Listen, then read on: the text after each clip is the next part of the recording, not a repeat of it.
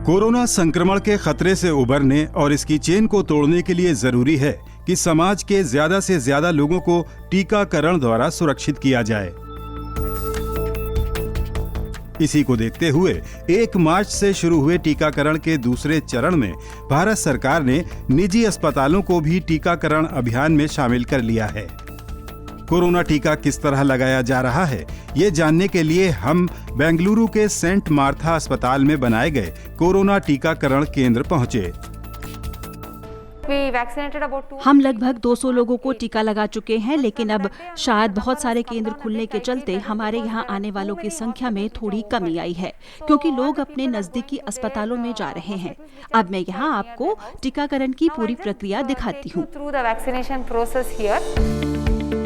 इस चरण में टीकाकरण के पात्र लाभार्थी जैसे स्वास्थ्य कर्मी, फ्रंटलाइन कर्मचारी, 60 वर्ष या इससे ऊपर के नागरिक, 45 से 59 साल के आयु वर्ग के वो लोग जो किसी गंभीर बीमारी से ग्रस्त हैं, टीकाकरण करा रहे हैं। वहीं आगामी 1 अप्रैल से बिना किसी गंभीर बीमारी के भी 45 साल से ऊपर के सभी लोग टीकाकरण करा सकेंगे।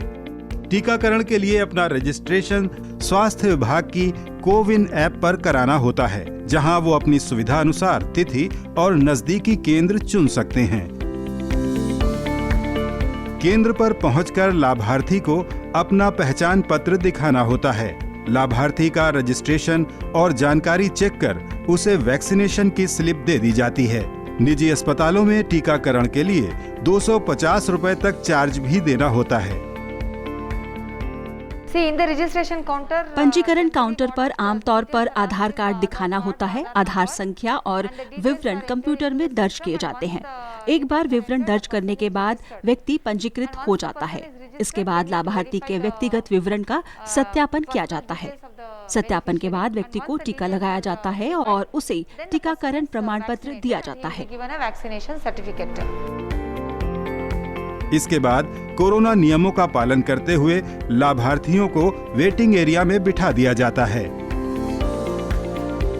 टीकाकरण केंद्रों पर कोरोना टीका रखने के लिए सभी मानकों का पालन किया जा रहा है। फ्रीजरों का इंतजाम है।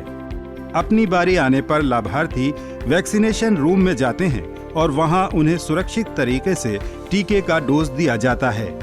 टीका लगने के बाद लाभार्थी को निगरानी कक्ष में आधे घंटे तक रखा जाता है।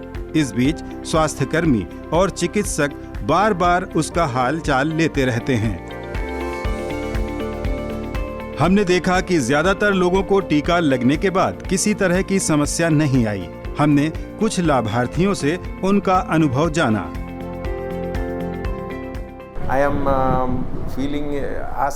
मैं काफी सामान्य महसूस कर रहा हूँ। किसी तरह की परेशानी नहीं हो रही, कुछ असाधारण महसूस नहीं हो रहा है। मुझे बहुत आसानी से इंजेक्शन लगाया गया, यहाँ तक कि चुभन का भी एहसास नहीं हुआ।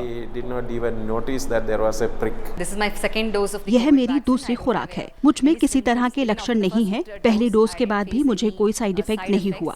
मुझे लगता है कि सभी नागरिकों को यह टीका लेना चाहिए, क्योंकि यह सुरक्षित है। और अगर कुछ साइड इफेक्ट्स का अनुभव करते हैं तो चिंतित होने की जरूरत नहीं है। यह टीका लगवाने में झिझकना नहीं चाहिए। एक लाभार्थी को बहुत आसानी से 1 घंटे से भी कम समय में टीका लग गया। टीका लगने के बाद लाभार्थी को टीकाकरण का एक सर्टिफिकेट भी दिया जाता है और घर जाकर अगर किसी तरह की समस्या होती है तो वो तुरंत सेंटर से संपर्क कर सकता है। डॉक्टरों के मुताबिक सामान्य टीकाकरण की तरह कोरोना टीकाकरण के बाद भी किसी में बुखार, शरीर में दर्द या उल्टी का एहसास जैसे साइड इफेक्ट्स हो सकते हैं, जो कि 24 घंटे के अंदर खत्म हो जाते हैं। ये पूरी तरह सुरक्षित और आसान टीकाकरण है, तो आप भी अपनी पात्रता के अनुसार जल्द से जल्द रजिस्ट्रेशन कराकर टीकाकरण करा सकते हैं और कोरोना को जड़ से खत्म करने में योगदान कर सकते हैं।